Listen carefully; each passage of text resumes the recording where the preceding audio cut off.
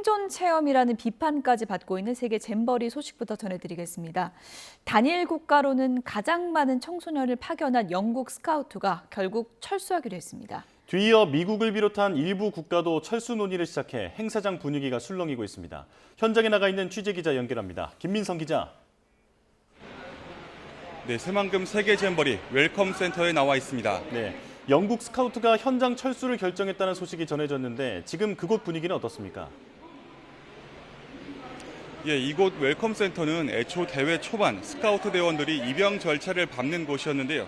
지금은 일일 관광을 하려는 외부 시민들이 입장권을 사기 위해 기다리는 모습들이 보입니다.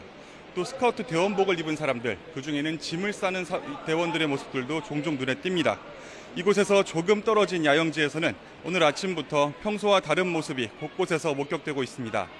잼버리 스카우트 대원들은 새벽 6시부터 음식 재료를 받아서 스스로 식사를 차려 먹는 것으로 하루를 시작했는데요.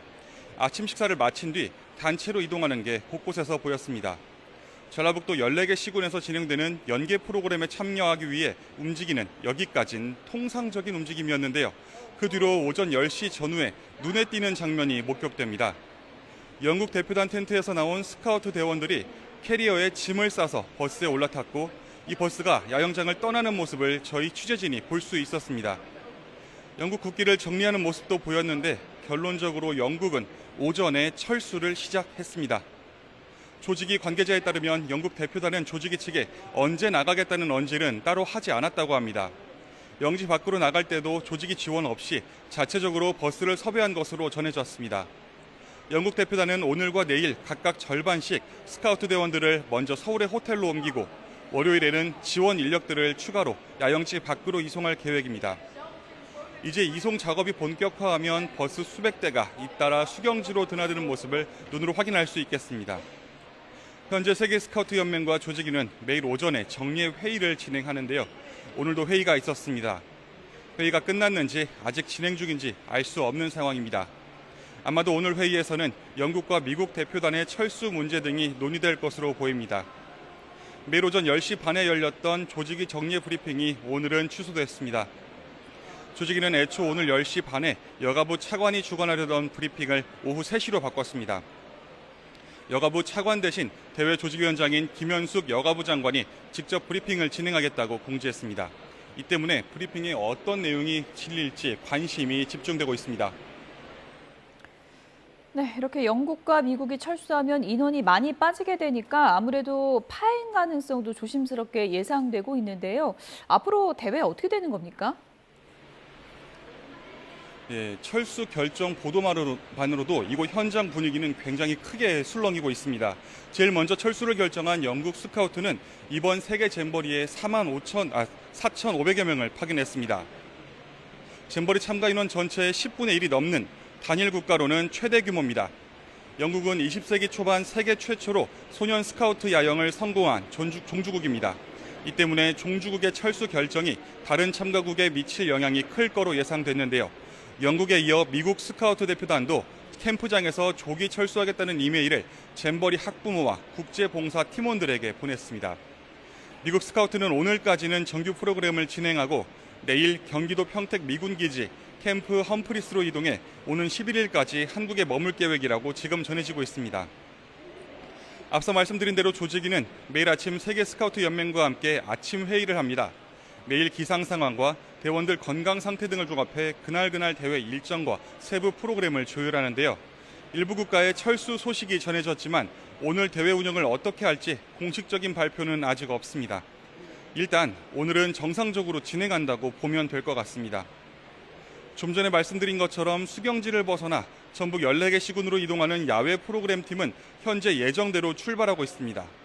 아침 8시 반에 이미 출발했다고 합니다. 그런데 현지에 있는 저도 조금 헷갈리는 보도가 있는데요.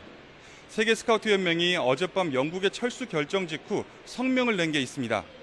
세계연맹은 한국 스카우트 연맹의 예정보다 일찍 행사를 종료하고 본국으로 돌아갈 때까지 지원하는 방안을 검토해달라고 요구했다고 밝혔는데요.